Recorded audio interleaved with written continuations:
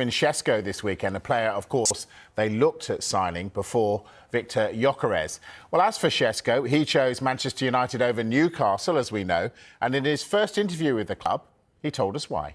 First of all, of course, because of the club. It's just a historical club that is unbelievable. For me, the team is great. It's getting better and better, and that's why also there is just stuff that it made you like calm there. You know, it gives you this already kind of, let's say, energy that you want to be part of. And yeah, I think it's just a great project in general, and yeah, can't wait to start, definitely. Did Ruben Amorim play a part in that decision, obviously wanting to come here and play for him? Of course, I think this is a really important part in general in football. Great guy, great coach, and so we're going to start. It's important. Right, Dharmesh. So, Chesco in. Does that mean Hojlund out? It doesn't look good for Hojlund with regard to his Manchester United future, but there are clubs that are interested in him, not least AC Milan. They remain in talks with Manchester United over the signing of the Danish international. Milan, for their part, they want to do a loan deal with an option to buy. I think Manchester United would prefer a permanent deal for Rasmus Hojlund, or at least have some sort of permanent element attached to any kind of loan deal. And I think they would probably consider offers of around £40 million. Now, that could come in two forms. If they were to sell him now and get £40 million, I think they'd consider it. If it was a loan with an option, then maybe they can be quite creative with it, a loan fee, and then the rest of that £40 million made up in an option price later on down the line. I think it's being made clear to Hojlund now. I don't think he's under any illusions that maybe Manchester United do want him out.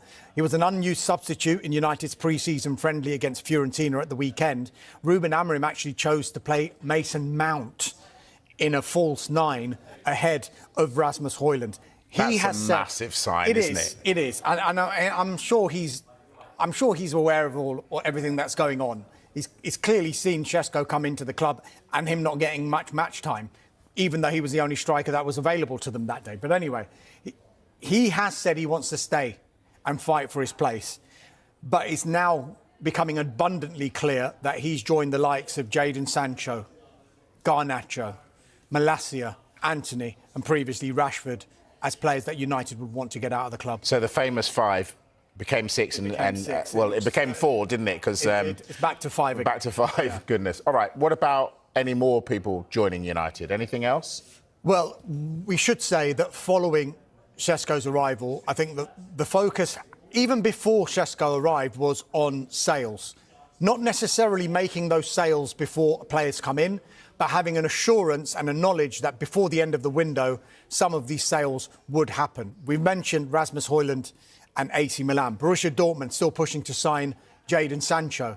You've got Chelsea and Alejandro Garnacho. Manchester United are definitely expecting a formal offer from Chelsea for Garnacho. Real Betis, yes, they are still trying to sign Antony, however difficult that deal looks. So that would be the priority. However, rather like I said about Arsenal before, if a unique market opportunity was to come along in the remaining 3 weeks of this window, Manchester United want to be in a position where they would be able to do this unique market opportunity. Now, throughout this window, we've talked about areas that they wanted to strengthen, which they have done, particularly in the front line. It's an entire new front three.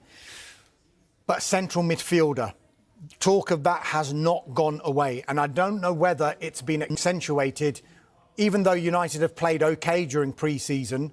Some of the criticisms aimed towards them have been the makeup of that central midfield. They are interested in Carlos Baleba from Brighton and Hove Albion. They like the player a lot. They've explored the conditions of a deal. It is going to be a very, very difficult deal to do for many reasons, not least Brighton have got no intention to sell. They don't want to sell. They're under no pressure to sell. He's still got 3 years left on his contract. They've got an option for a further year, and they would want to charge. I mean, some people have even talked about touching 100 million here. So that's exactly what United need, though, isn't he? You could argue that that is what they would need. But as far as Brighton are concerned, not for sale, do not want to sell. However, he hasn't featured since July, mid-July, in pre-season, but that's because of a minor knee issue. And I think a lot of people made more of that when he missed the last game when the United interest came, but it was for the same reason that he'd missed the previous 2 games as well. Damish, everybody knows that there are 5 players at United surplus to requirements. Does that put United in a really weak negotiating position? Yes and no.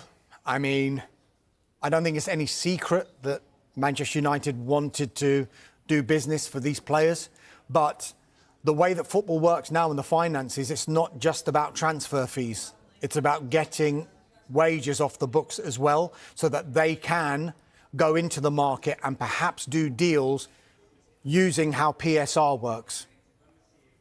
Amortised over a length of a contract is how the transfer fee would be paid. So more and more, if players on high wages, that has become almost as important as when you get the transfer fee as well, even though United would want to maximise the transfer fee. But clearly, of course, when it almost made public knowledge, not directly from the club, of course, that you want to sell 5 or 6 players, clubs might say, well, we'll just wait then. Wait towards the end of the window and then United will get desperate. Even though Ruben Amorim has said all the right things publicly, if that doesn't happen, we'll reintegrate them into the squad. It's not a problem. But clearly, they want them out. They want to maximise their money. They want to get the wages off the books so that maybe, just maybe, later on in the window, they might just go back in to bring another player in. Yeah, it's got me going. Gianluigi Donnarumma, could he be leaving PSG for real? It's certainly looking that way. PSG faced Tottenham Hotspur in the Super Cup on Wednesday, and Gianluigi Donnarumma has been omitted from that squad for PSG. Today, PSG announced the signing of a keeper. That's Lille's Lucas Chevalier. He's joined PSG. He hasn't joined to be number 2.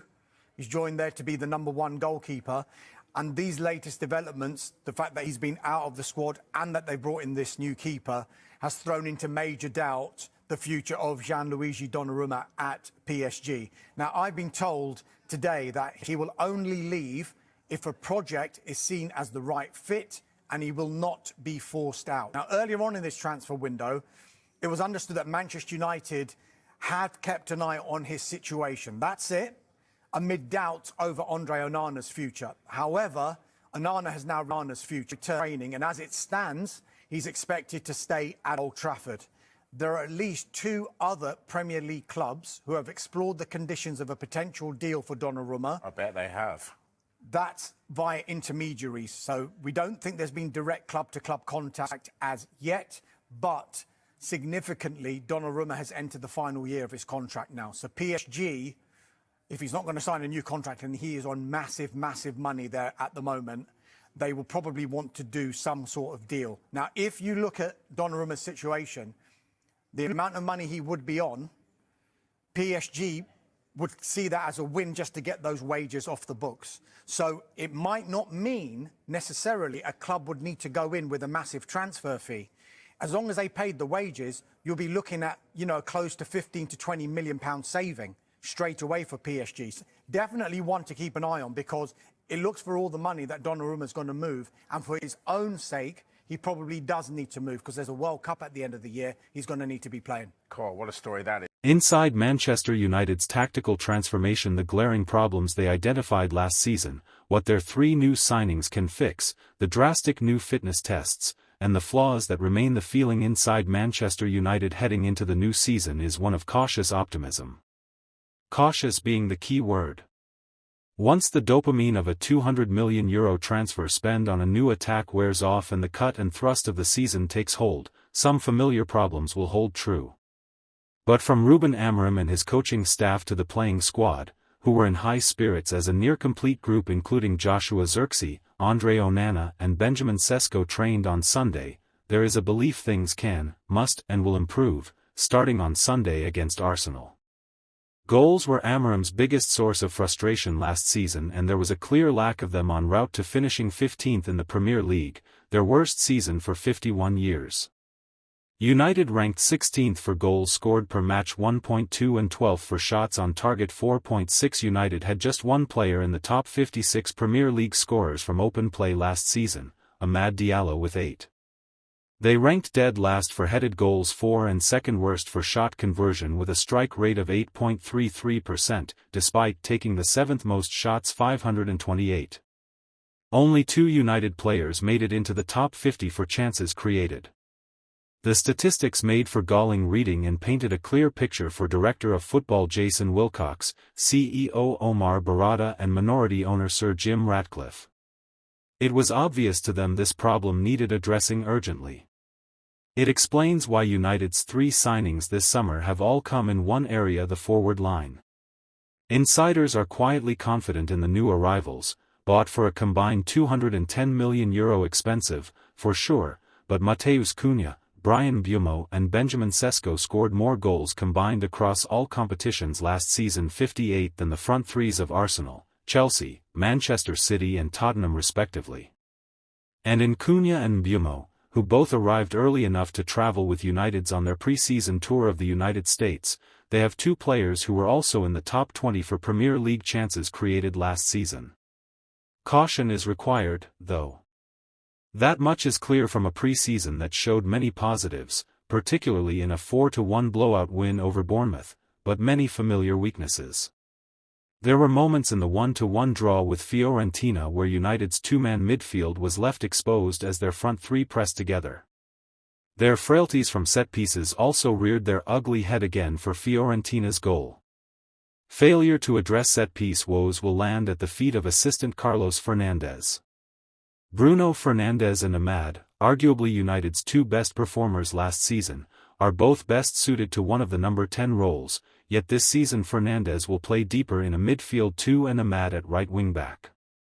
For all their upside, both players present tactical dilemmas for United. It is also hard to know who should play alongside Fernandes in midfield given Manuel Ugarte, Casemiro and Kobbie Mainoo have all struggled at times in pre-season.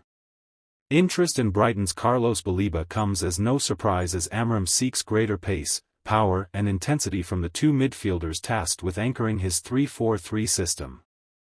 That aggressive press, which effectively sees United in a 5-2-3 shape, can lead to huge problems if the front 3 are bypassed easily. Arsenal may exploit that on Sunday by overwhelming Amram's 2-man midfield with the likes of Martin Zubimendi, Declan Rice, Martin Odegaard and Miles Lewis-Skelly all moving into central areas. As soon as United's front 3 are out of the game, the 4 Arsenal players will only have 2 midfielders to get through, and one of them, Fernandes, is not in the side for his defensive contribution.